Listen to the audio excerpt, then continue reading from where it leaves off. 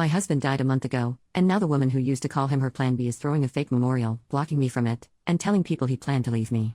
I, 28F, will try to make this brief, but my husband Jonah, 36M, passed away unexpectedly a month ago from a stroke.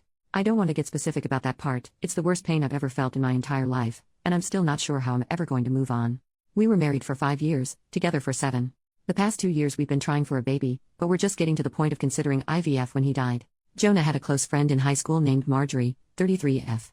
Marjorie also ended up going to the same university as he did, and they spent a lot of time together during those college years.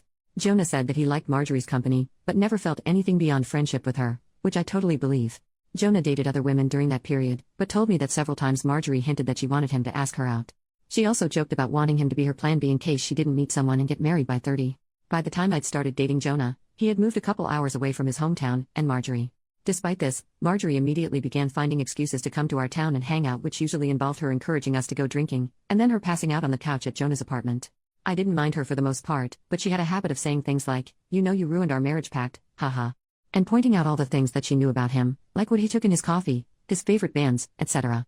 Over the course of our relationship, and especially after we got married, Jonah definitely put some distance into his relationship with Marjorie.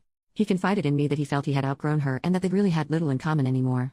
He stopped responding to her invitations to hang out as often, though he would occasionally call to catch up out of guilt, especially when she would text him or leave messages saying she was so sad he was ignoring her and the like. But now he's gone. I had him cremated, like he wanted. We haven't done the memorial service yet, it was too hard for me to even imagine the first couple of weeks, and I also wanted to give time for some out-of-state people to make travel plans. The memorial is this weekend. However, 2 weeks ago, I received an email from Marjorie, sent to around 60 people, including Jonah's family, saying that she was holding a memorial service for Jonah in the town where they grew up, the day before his memorial here. I was completely blown away, seeing as she hadn't mentioned anything to me or even attempted to call. Along with the details, the email said that she was planning the memorial in light of the fact that no other service had yet been held in his memory, and he deserved to be laid to rest with honor. For the record, she was invited to the memorial which I'd been planning, and knew it was happening. I called her, of course, and told her that while I appreciated her willingness to help with Jonah's goodbye, I was already planning a service for him that would involve all of his family and friends. She immediately went on the defensive, and said that she had only started to plan a service when she realized I wasn't willing to do it in a timely manner. I told her that the timing wasn't her choice to make, but that if she wanted to have a memorial of some kind, to please just add on the invitation that his official memorial was going to be held this weekend. She said fine. I sent a message to all of Jonah's invited friends and family to make sure that they knew the real service with both of our families was going to be here, and then just washed my hands of the whole thing. But this week I received a message on Facebook from Jonah's cousin, saying that Marjorie, who has apparently blocked me on Facebook, created an event for Jonah's official memorial service, her memorial, and invited everyone she possibly could. I've been getting blown up with emails asking which day the memorial is, and where. I'm honestly furious, I don't have the emotional energy to deal with this. I ended up putting a post up on my wall, reiterating the date of his service here, and asking people to please share it. Thankfully I think the older members of the family don't use Facebook or email very often, so most of them haven't been confused, but a lot of people now think that Marjorie's service is the real one. I called Marjorie again asking her to add an addendum to her event saying that his actual memorial was going to be here, but she told me that Jonah would have wanted it this way and that if I couldn't appreciate her efforts, I wasn't invited to say goodbye to Jonah.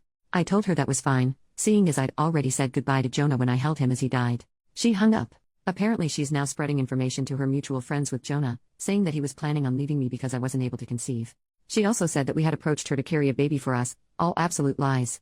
His cousin sent me a screenshot of a text where she said that Jonah always thought we would have the cutest baby together and that angry widow doesn't understand how much he wants children.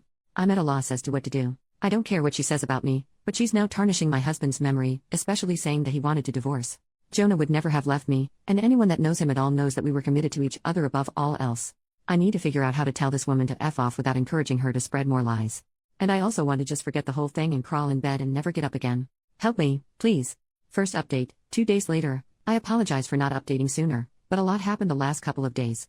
Thank you to everyone who offered help and advice. For those that offered monetary assistance, Jonah and I were in a stable position financially, so I'm going to be comfortable until I decide to go back to work.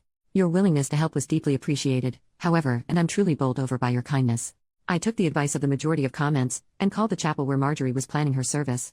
I spoke with the pastor, who immediately told me that he had been trying to get in touch with me regarding the service. Apparently both Jonah and Marjorie had grown up in that church. I am not religious, and neither was Jonah as an adult.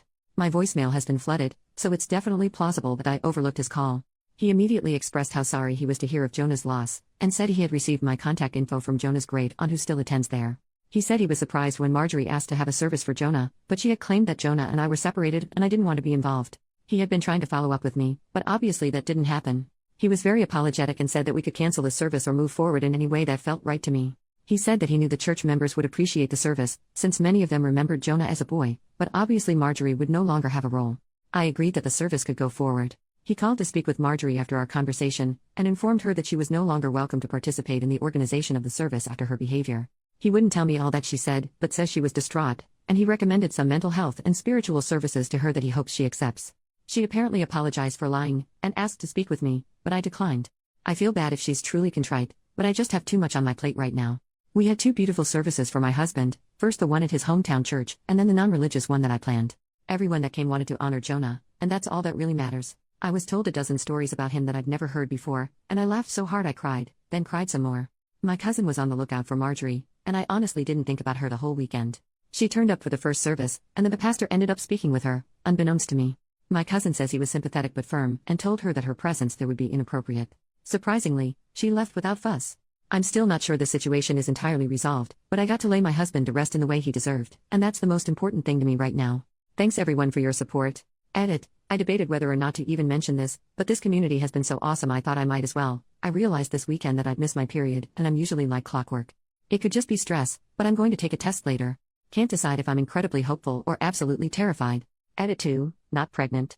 It was a long shot. Thanks for your support. Second update, 4 months later. I'm not sure if anyone will remember this post, but I thought I would update since it's been a few months. I haven't been checking my inbox, and I'm sort of amazed I remembered the password at all, but I appreciate all of you who sent encouraging messages. It means a great deal to me. It's been around 5 months since Jonah died, and honestly it still feels like I'm waking up and living the same day over and over again. I'm in therapy, but the feeling of grief has not subsided whatsoever. Everything reminds me of Jonah and I still feel like half of me is gone. I'm considering moving out of the country, or at least to a different state, but I also feel like a piece of Jonah is here in the house where we lived. Even worse, Marjorie has still not disappeared. I deleted my social media a couple of months ago in an attempt to simplify my life, but my cousin, who also knows Marjorie, let me know that she has been recently posting photos of herself on Facebook, with Jonah. Some were from several years ago, but she was saying things like I still miss my man every day and I can't wait until Jonah's baby arrives. She is apparently pregnant and claiming that the baby is my husband's. She has also photoshopped his face onto several photos, some on another shirtless male posing semi-suggestively with her. The photoshopping is pretty good, but it's obviously not my husband's body. People have been saying things like congratulations, we know you'll be a great mother to Jonah's child. Nobody I knew, thankfully. It honestly made me feel sick and I went and laid in bed pretty much all day. I hate that she is getting to me like this, but I can't stand the thought that she's claiming my husband was unfaithful to me, and that people are believing it. One bright note is Marjorie's brother, who also knew Jonah. On one of her recent posts, he commented, WTF Marjorie? I spoke to Jonah like 2 weeks before he died and he said he was trying for a baby with me. You guys were just friends. This is messed up and you know it. The post was deleted a couple of hours later. I don't know what to do anymore. I don't have the energy to battle with this woman, but I'm infuriated and hurt by this blatantly disrespectful pack of lies that she's spreading. My cousin called her and asked that she remove the photos, but she apparently said that angry widow can go to hell. She just doesn't want to accept that Jonah wanted a baby with me more, and she couldn't give him one.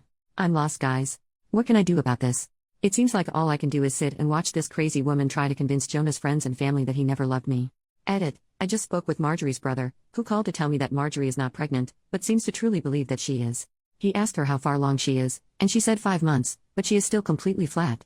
He isn't sure if she's lying, or she actually believes she's having a child with my husband. He asked her when they conceived, and she mentioned a date that he knew we had been on vacation.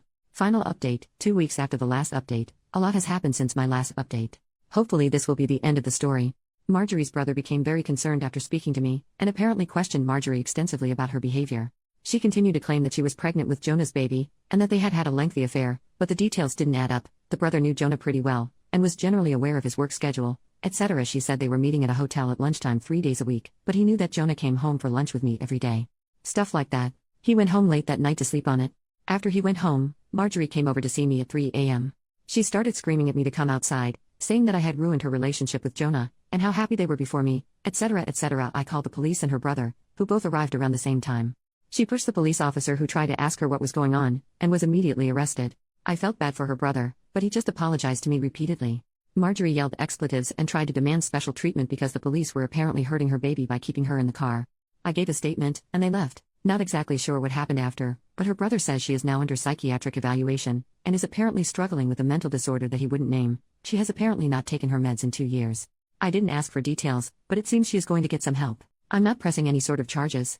Her brother also linked me to his post on social media, where he made it very clear that Marjorie has been having some difficulties, and absolutely none of what she said about Jonah is true. I'm glad this seems to be over, but I've decided I need a fresh start no matter what. I'm looking for a job out of state, and I'll be doing my best to leave my life with Jonah behind. Thank you all for your help and encouragement.